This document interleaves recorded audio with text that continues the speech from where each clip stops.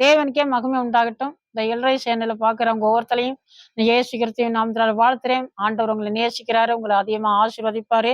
ஆண்டவர் உங்களுக்காக தந்த அவருடைய வார்த்தை மார்க்கு 9:9 அதிகாரம் 41வது வசனம் நான் வாசிக்கிறேன்.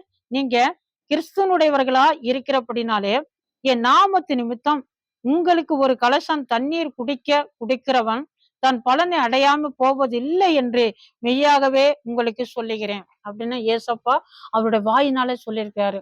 பாருங்க, இன்னைக்கு அவரு சொன்ன வார்த்தை கிறிஸ்தவர்களாய, அதான் கிறிஸ்தவர்கள் சொன்னா ஆண்டோட பிள்ளைங்க, ஊழியக்காரங்க, எங்களை போல ஊழியக்காரங்க உங்க பகுதியில எல்லாம் ஊழியம் செய்து கொண்டிருப்பாங்க.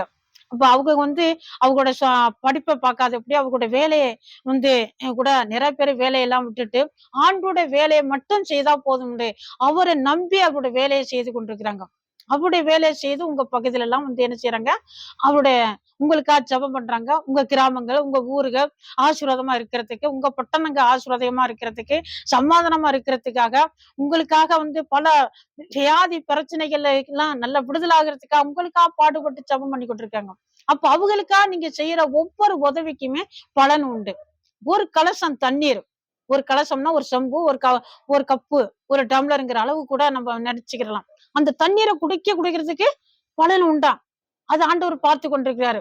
அப்ப நீங்க அவருக்காக செய்யற ஒவ்வொரு உதவிக்குமே, அந்த ஊழியக்காரங்களுக்காக நீங்க செய்யற ஒவ்வொரு உதவிக்குமே ஏசப்பா என்ன செய்வாரு, பலன் தருவாரு. கண்டிப்பா உங்களை ஆசீர்வதிப்பாரு. நீங்க இதுவரையும் செய்யாதவர்களா கூட இருக்கலாம். ஆனா செய்ய சந்தர்ப்பம் இருக்கும் பொழுது செய்யுங்க. செய்திருந்திருக்கலாம், நீங்க பலன் இல்லைன்னு நினைக்காதீங்க. ஏசப்பா உங்களை ஆசீர்வதிப்பாரு. நான் கூட ஆண்டவரை அறிஞ்ச காலங்களையும் சரி, நான் ஊழியத்துக்கு வர்றதுக்கு முன்னால நான் சில உதவிகளை ஊழியக்காரங்களுக்குன்னு ரொம்ப தியாகத்தோட நான் செய்வேன். ரொம்ப ஒரு வாஞ்சியா நான் செய்வேன்.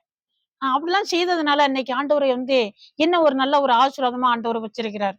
ஏன்னா ஆண்டவர் பயன்படுத்துறாரு. அப்படி உங்களையும் ஆண்டவர் ஆசீர்வாதம். ஏன்னா நான் ஆரம்ப காலத்துல நான் கஷ்டப்பட்டேன். நிறைய விஷயத்துல நான் கஷ்டப்பட்டிருக்கிறேன். இன்னைக்கு நான் ஆண்டவர் ஏன்னா கஷ்டம் இல்லாதபடி என்ன வழி நடத்துறாரு. உங்களையும் கூட ஏசப்பா உங்களை ஆசீர்வதிப்பாரு. நான் உங்களுக்கு ஆட்சேபிக்கிறேன். பரிசுத்தம்ல நல்ல பிதாவே தோத்து நன்றி ஏசப்பா. இந்த வேத வசனத்தை கேட்ட பிள்ளைல ஒவ்வொருத்தலையும் நீரு தனித்தனியா பேர் நீங்க தொட்டு ஆசீர்வதிங்க. ஏசு நாம் ஜெபிக்கிறேன் பரிசுத்தம் நல்ல பிதாவே. ஆமென்.